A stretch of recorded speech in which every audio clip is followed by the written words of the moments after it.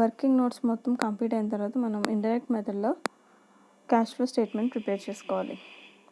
First proforma వేసుకుని cash flow from operating activities, మీకు already చెప్పాను ఇండైరెక్ట్ మెథడ్లో 4 పాయింట్స్ ఉంటాయి. First operating activities, next investment activities, next financing activities, లాస్ట్లో cash and cash equivalents. ఈ 4 points తీసుకోవాలి.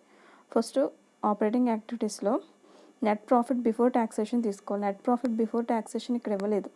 ఎలా వస్తుంది, ఎలా తీసుకోవాలి అంటే మనకి ఇక్కడ నెట్ ఆపరేటింగ్ ప్రాఫిట్ ఇచ్చాడు. ఎంత? 1,15,200. నెట్ ఆపరేటింగ్ ప్రాఫిట్ 1,15,200కి ప్రొవిజన్ ఫర్ ట్యాక్సేషన్ యాడ్ చేయండి. అంటే provision for taxation tax before profit కావాలి మనకి. సో ఆ ట్యాక్స్ని యాడ్ చేస్తామనుకోండి ఈ నెట్ ఆపరేటింగ్ ప్రాఫిట్కి, ట్యాక్స్ బిఫోర్ నెట్ ప్రాఫిట్ వస్తుంది మనకి 1,15,200 ప్లస్ 1,40,800 యాడ్ చేస్తే ఎంత వస్తుంది అంటే మనకి 2,56,000 వస్తుంది. అదే net profit before taxation. Net profit before taxation రావాలంటే ఆ ప్రాఫిట్కి ఆ taxation provision for taxation add చేసేసుకోవాలి. యాడ్ చేసుకుంటే నెట్ ప్రాఫిట్ బిఫోర్ ట్యాక్సేషన్ వస్తుంది. అది ఎంత అంటే 2,56,000. Next extraordinary items. ఎక్స్ట్రాడినరీ ఐటమ్స్లోకి ఏమొస్తాయంటే అడ్జస్ట్మెంట్ ఫర్ డిప్రిసియేషన్.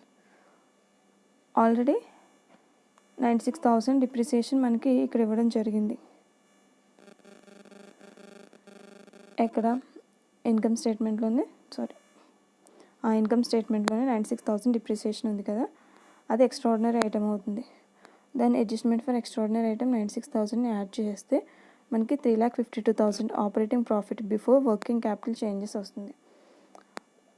మీరు ఇక్కడ ఏం చేశారంటే మనకి ఇచ్చినటువంటి ఏదైతే ఇన్కమ్ స్టేట్మెంట్లో ప్రాఫిట్ ఉందో ఆ ప్రాఫిట్కి ఫస్ట్ ట్యాక్సేషన్ ప్రొవిజన్ ఫర్ ట్యాక్సేషన్ని నెట్ ఆపరేటింగ్ ప్రాఫిట్కి ప్రొవిజన్ ఫర్ ట్యాక్సేషన్ యాడ్ చేస్తే after profit net operating activities వచ్చాయి. దానికి ఎక్స్ట్రాడినరీ ఐటమ్స్ డిప్రిసియేషన్ కూడా యాడ్ చేసాము. అప్పుడు మనకి ఎంత వచ్చిందంటే operating profit before working capital 3,52,000 వచ్చింది. ఈ 3,52,000కి ఏమేం చేయాలంటే కరెంట్ అసెట్స్ అండ్ కరెంట్ లయబిలిటీస్లో చేంజెస్ ఏవైతే ఉన్నాయో వాటిని యాడ్ చేయాలో లెస్ చేయాలో చూసుకోండి.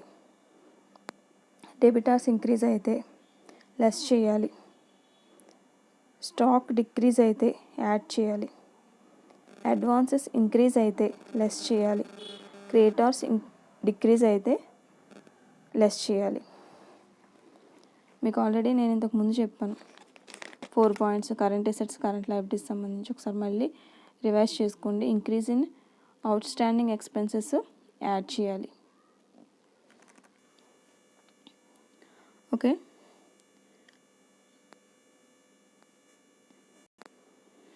ఒకసారి మళ్ళీ చెప్తున్నాను వినండి. డెబిటార్స్లో చేంజ్ ఎంత వచ్చింది, స్టాక్లో చేంజ్ ఎంత వచ్చింది, అలాగే అడ్వాన్సెస్లో చేంజ్ ఎంత వచ్చింది. ఈ చేంజెస్ మాత్రమే తీసుకోవాలి కరెంట్ అసెట్స్లో. అలాగే కరెంట్ లయబిలిటీస్లో కూడా చేంజెస్ మాత్రమే తీసుకోవాలి. క్రెడిటార్స్లో చేంజెస్,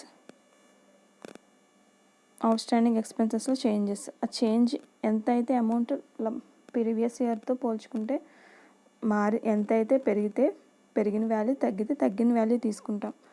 అది యాడ్ చేయాలా లెస్ చేయాలా ఎలా తెలుస్తుంది అంటే కరెంట్ అసెట్ ఇంక్రీజ్ అయితే లెస్ చేయాలి, కరెంట్ అసెట్ డిక్రీజ్ అయితే ప్లస్ చేయాలి. మళ్ళీ చెప్తున్నాను, కరెంట్ అసెట్ ఇంక్రీజ్ అయితే మైనస్ చేయాలి, లెస్ చేయాలి. అదే కరెంట్ అసెట్ డిక్రీజ్ అయితే యాడ్ చేయాలి. సేమ్ కరెంట్ లయబిలిటీస్లో కూడా కరెంట్ లయబిలిటీస్ ఇంక్రీజ్ అయ్యాయి అనుకోండి యాడ్ చేయాలి, కరెంట్ లయబిలిటీస్ డిక్రీజ్ అయ్యాయి అనుకోండి లెస్ చేయాలి. సో ఆ విధంగా మనం చేయాలి. ఈ 4 పాయింట్స్ ప్రకారం మనం వర్కింగ్ క్యాపిటల్ చేంజెస్ చేస్తాం.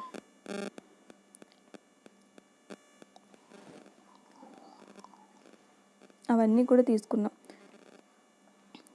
తర్వాత క్యాష్ జనరేటెడ్ ఫ్రమ్ ఆపరేషన్స్ ఎంత వచ్చింది మనకి అంటే మైనస్ వాల్యూస్ని లెస్ చేసుకుంటూ ప్లస్ వాల్యూస్ని యాడ్ చేసుకుని ప్లస్ వాల్యూస్ నుంచి మైనస్ వాల్యూస్ తీసేస్తే మనకి 6,18,880 వస్తుంది. ఇది క్యాష్ జనరేటెడ్ ఫ్రమ్ ఆపరేషన్స్ అవుతుంది. దీంట్లోంచి ఇన్కమ్ ట్యాక్స్ పెయిడ్ ఎంతైతే ఉందో అది లెస్ చేయాలి. ఇన్కమ్ ట్యాక్స్ పెయిడ్ మనం వర్కింగ్ నోట్స్ చేసాం చూడండి, ఎంత వచ్చింది ఆ ఇయర్లో. ఇన్కమ్ ట్యాక్స్ పెయిడ్ 1,38,880 లెస్ చేయండి. 6,18,880లోంచి లెస్ చేస్తే 4,80,000. ఇది net cash from operating activities. First point వచ్చేసింది, net cash from operating activities 4,80,000. Next investing activities, cash flow from investment యాక్టివిటీస్కి వచ్చేసరికి ల్యాండ్ ఎంత పర్చేస్ చేసాము, బిల్డింగ్ అండ్ ఎక్విప్మెంట్ ఎంత పర్చేస్ చేసాము, అలాగే ఎక్విప్మెంట్ని ఎంత సేల్ చేసాం. పర్చేస్ చేసామంటే క్యాష్ అవుట్ఫ్లో కాబట్టి మైనస్ వాల్యూ వస్తుంది. సేల్ చేసాము అంటే క్యాష్ ఇన్ఫ్లో కాబట్టి ప్లస్ వాల్యూ అవుతుంది. ల్యాండ్ పర్చేస్ 76,800 ఎలా వచ్చిందంటే, ల్యాండ్ ప్రీవియస్ ఇయర్కి ఇయర్కి మధ్య డిఫరెన్స్ 76,800కి 1,53,600కి మధ్య డిఫరెన్స్ ఆ ఇయర్లో పర్చేస్ చేసినట్టు ల్యాండ్ 76,800 వస్తుంది. అలాగే purchase of building and equipment 4,60,800. మనకి ఈ working notes, last working notes చూడండి, 4,60,800 కదా.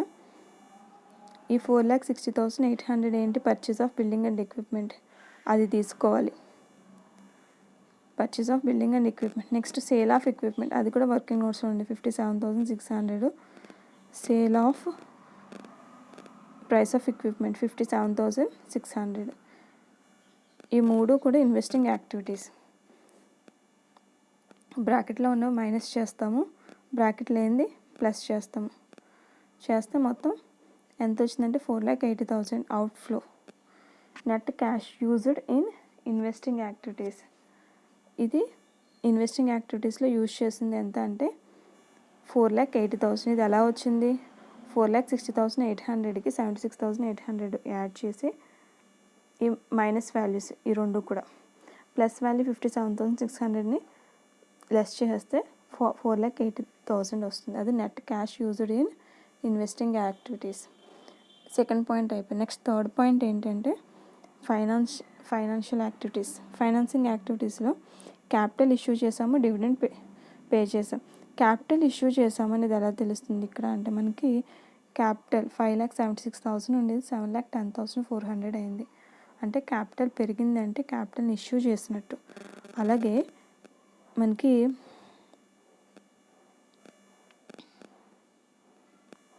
డివిడెంట్ పేమెంట్ గురించి పైన ఉంటుంది చూడండి, dividend declared and paid 1,15,200 income స్టేట్మెంట్లో ఉంది. షేర్ క్యాపిటల్ ఎంత ఇష్యూ చేసామంటే రెండింటికి డిఫరెన్స్ 2015 వాల్యూకి 16 వాల్యూకి మధ్య డిఫరెన్స్ పెరిగింది కాబట్టి అది ఇష్యూ అవుతుంది. 1,34,400 ఇష్యూ చేస్తే ఇన్ఫ్లో. షేర్ క్యాపిటల్ ఇష్యూ చేసామంటే అది ఇన్ఫ్లో మనకి. అలాగే డివిడెండ్ పే చేసాము అంటే అవుట్ఫ్లో 1,15,200 ఇన్కమ్ స్టేట్మెంట్లో ఉంది డివిడెండ్ పెయిడ్. ఓకే, ఈ 1,15,200లోంచి 1,34,200ని లెస్ చేస్తే 19,200 వస్తుంది. ఇది net cash from financing activities అవుతుంది. Okay, next net increase in cash and cash equivalents. A+B+C చేసామనుకోండి, యాక్చువల్లీ పైది ప్లస్ వాల్యూ, ఫస్ట్ ఉన్న 4,80,000 ప్లస్ వాల్యూ, నెక్స్ట్ ఉన్న 4,80,000 minus value. So plus value minus value కాబట్టి ఆ రెండు క్యాన్సిల్ అయిపోతాయి. ఇంక మిగిలిన సి ఏంటి, 19,200. ఇదే net increase in cash and cash equivalents 19,200 అవుతుంది. సేమ్ ఇదే ఏమవుతుందంటే క్యాష్లో చేంజ్ అవుతుంది. అంటే క్యాష్ అండ్ క్యాష్ ఈక్వలెంట్స్ బిగినింగ్కి ఎండింగ్కి మధ్య డిఫరెన్స్ కూడా 19,200 అవుతుంది. మనకి క్యాష్ వాల్యూ బిగినింగ్లో ఎంత ఇచ్చారో చూడండి, 96,000, ఎండింగ్లో 1,15,200. ఈ 96,000కి 1,15,200కి మధ్య difference 19,200. So net increase in cash and cash equivalents 19,200. దానికి బిగినింగ్ వాల్యూ యాడ్ చేస్తే ఎండింగ్ వాల్యూ వస్తుంది. ఇది cash flow statement. Thank you.